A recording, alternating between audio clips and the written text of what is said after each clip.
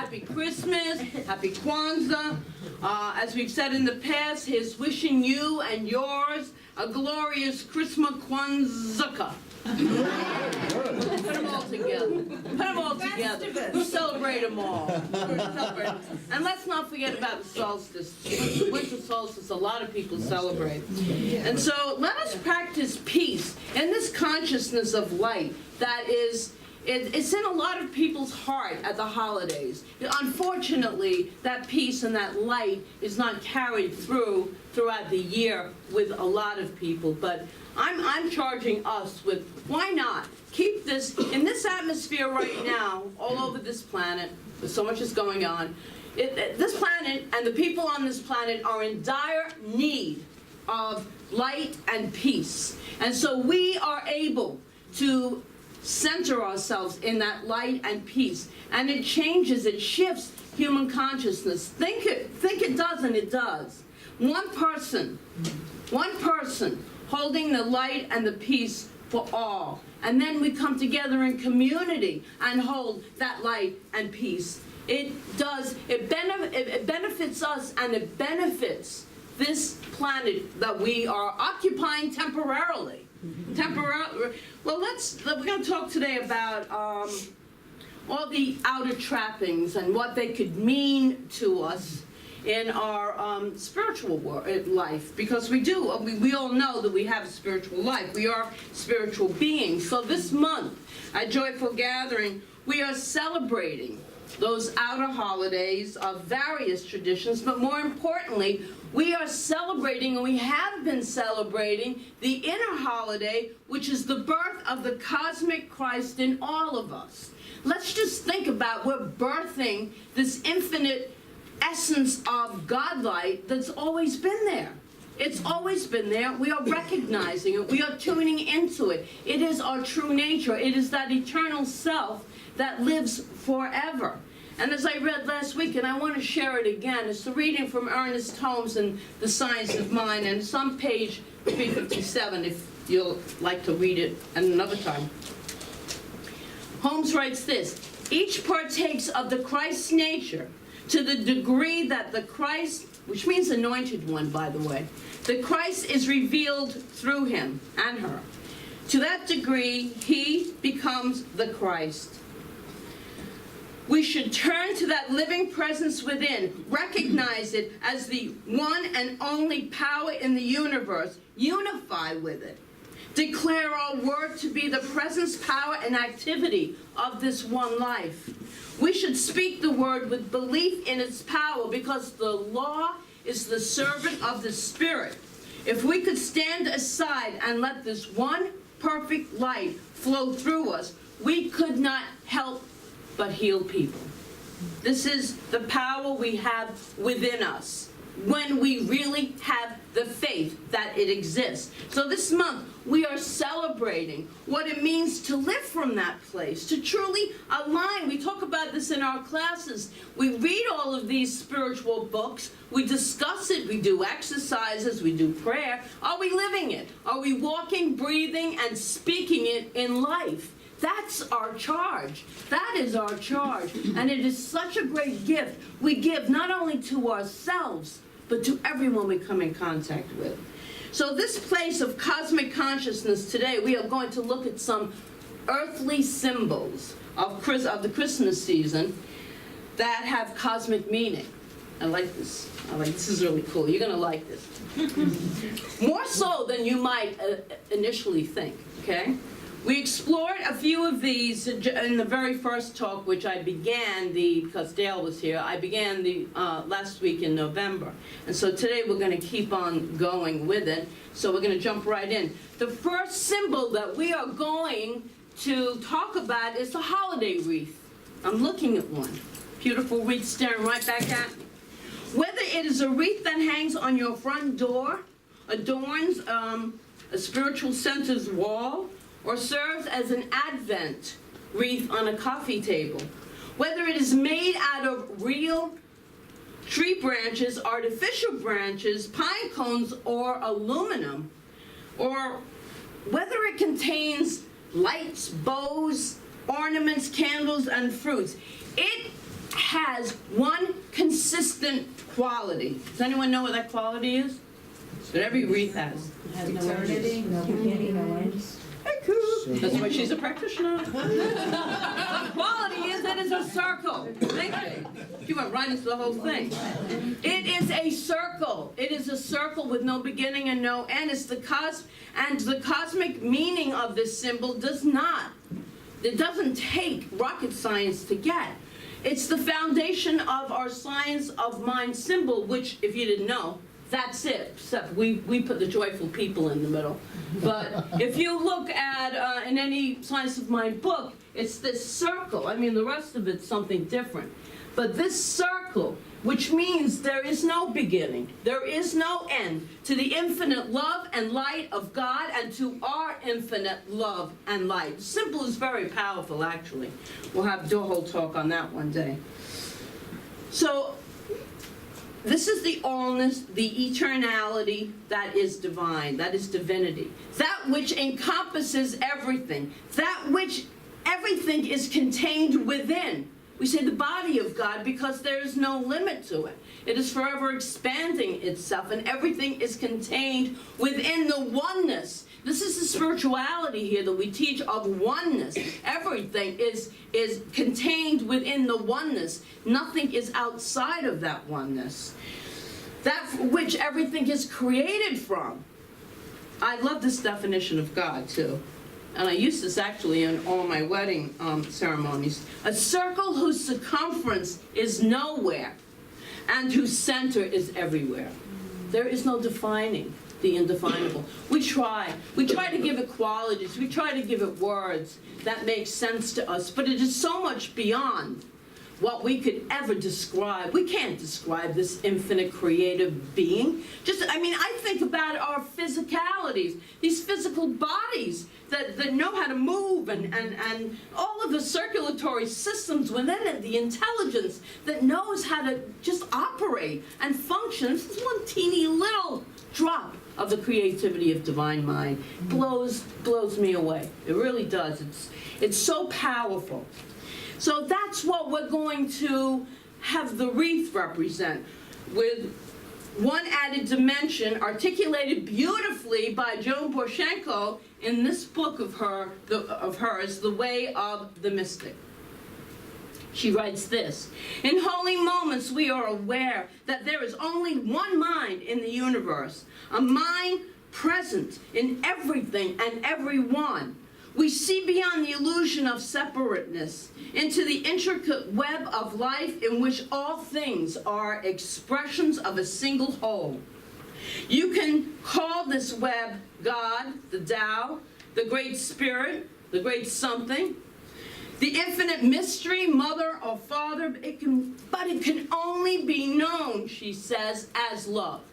And we keep hearing that over and over again, and we go, yeah, well, look what's happening on this planet. That's not love. That's not. But we are the light bearers then. We are the ones that, if we can anchor and center ourselves in this belief that this is a power of love, and that God is in the world, but not of this world. It is not of all of our actions. This is choices. We've been given choices, so things happen on this planet, and we're here to hold the light, to be the love as best we can, because sometimes we need that love. We need that light. I want to be around people who have that love and light consciousness, that Christ consciousness. That is what Christ consciousness is. Holmes in Science of Mind book writes this: love is the sole impulse for creation. No one can swing out into the universal without love, for the whole universe is based upon it.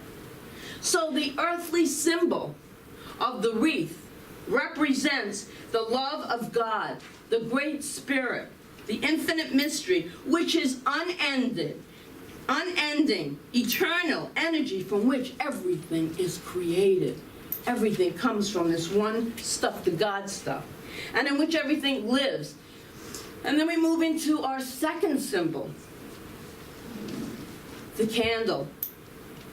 Whether it sits in a menorah, whether it sits in candle holders, on a table centerpiece, it emits light. It doesn't symbolize light. The candle doesn't symbolize light. It is light. And so are you, light in human form. And this is my favorite analogy I get to do every year about the wick and the candle. I love this analogy. The wick, which runs through the center of every candle, could be thought of as representing the spirit within you. The presence of God found at the center of your being. That is the same for each and every candle. Every candle must have a wick in it, or else it isn't a candle. The wax of the candle represents our physical form. Candles come in many shapes, in many colors and sizes and heights, as do we.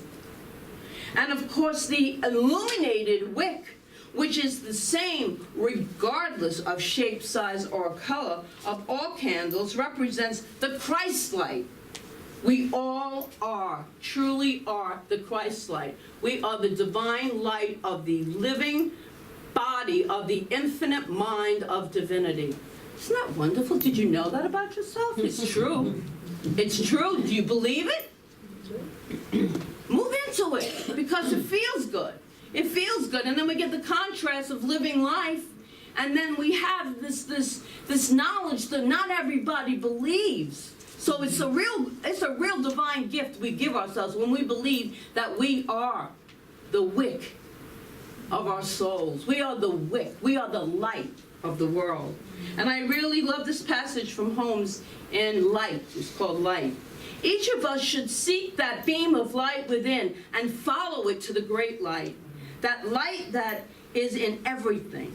We must acquiesce to it and surrender all that has isolated us from it. Only then can God fully pronounce itself through us, in us, and personalize itself as us.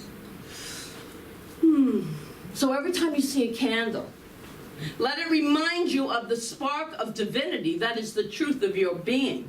It is within you, and it cannot go anywhere. Let it remind you of your oneness with the whole, with all that is, was, and ever shall be. Let it remind you, each and every one of us, that the light of Christ is within each and every one of us. So every time you see a candle, let the candle remind you of the spark of divinity that is the truth of your being, your oneness with the whole. Let it remind you that each and every one of us is the light of God.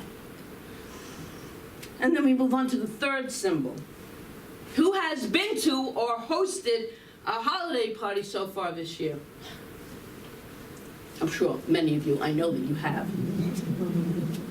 Who has plans to attend one or two or three? All right. There's a common theme that's always usually at these parties. Can anyone guess what it is? Eating. Who said that? Thank you very much, Miss Foodie. Yes.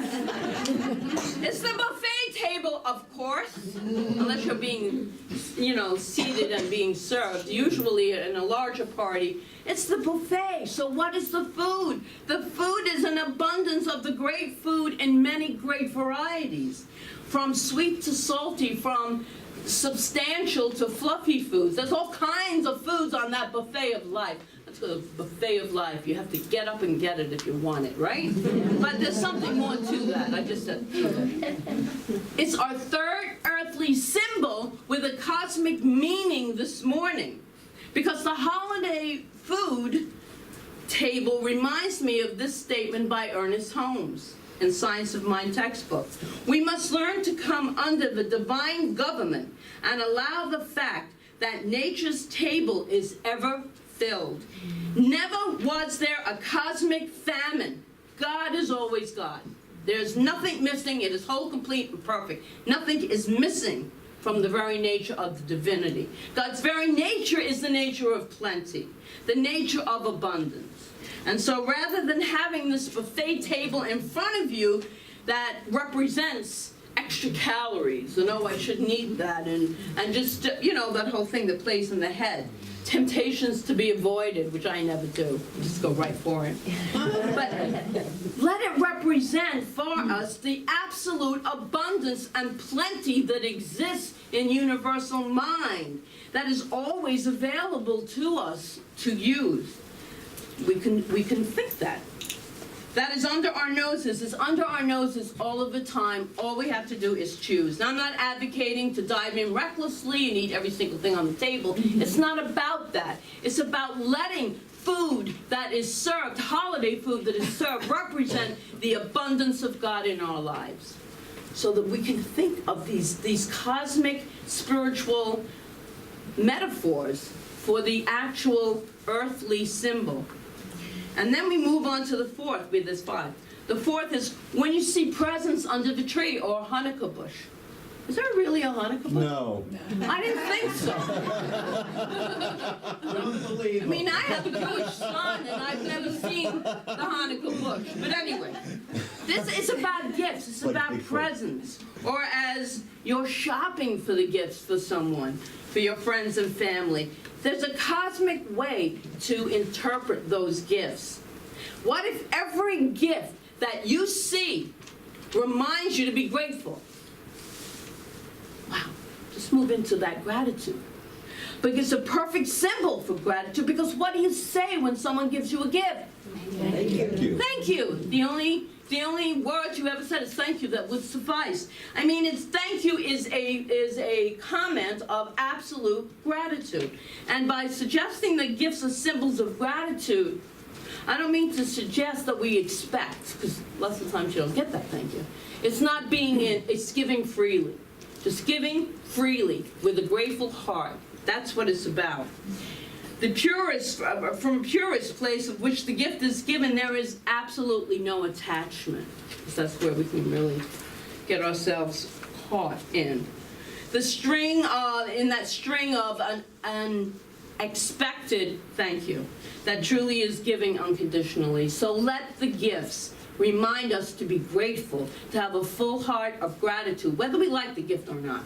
It's just being, let it represent gratitude to us. And I'm suggesting that we look at these gifts as a symbol of the gratitude for all the blessings in our lives. Because, you know, and I thought about that, and I'm writing this, and it really inspired me. I was grateful that I had light. I was grateful that I was in a home. I was grateful that I was sitting in front of my computer, that I had a computer. There's so much that we can be grateful for in our lives. So let this holiday take on a whole new meaning with the gifts of gratitude. And then we move into our fifth and last. Our fifth symbol is the man in the red suit himself, Mr. Secular, Santa Claus. What spiritual concept could we possibly get from Santa Claus? Well, let's think about it for a moment. I like this one. I like them all, but I like this one. Think about the innocent little children going on Santa's lap. They sit on his lap, and they tell him from their heart all the things they want. And those children, they expect it. They don't get up there and say things that they don't want. They're saying what they really want. This is what I really want. And they expect it on Christmas morning. That's a great mindset to be in, that expectancy. It's a wonderful new perspective at this time of year to shift our consciousness into, I declare this is my good, and I expect it right here and right now, and then we let it go. We don't hang out and say, I wonder if Santa Claus is going to bring it. I wonder if this... It's what we do when we use the law of God, the doer of divine mind. So if every time you saw a wreath, you paused to think of the all-encompassing, all-creative love of God. And what if, this is the second symbol, every time you saw a candle flicker, you are reminded of the spark of divinity that is alive within you. And if the bounty of the holiday buffet table takes you to the conscious awareness of God's great overflowing good, that's great. And if every gift you see, purchase, receive, or give reminds you to walk in gratitude. And the fifth, if every time you saw a Santa Claus or hear a ho, ho, ho, remember to trust in God just a little bit more. Trust in the good of divine mind. That would be pretty transformational. I love these symbols. And in case you didn't notice, I didn't play a trick on you. In case you didn't notice, those 5 symbols are the 5 steps of spiritual mind treatment, which is our affirmative prayer. So for those of you who do know the 5 steps, this is it. So the first one was the wreath. It's all about God, right? It's all about this creative power. The second one is the light of the candle. We unite ourselves with this infinite spark of divinity. We are the spark of divinity. God is the light. And the third one is claiming our good, knowing our good exists at the holiday buffet, knowing that we are abundant beings of God's love. And the fourth is the gratitude for every gift that we receive. So we are in gratitude. And then the fifth one is we declare our good and we let it go. We let Santa represent that. I love that. So we just did spiritual mind treatment, and we are going to move on to a different kind of spiritual mind treatment right now. So, yes.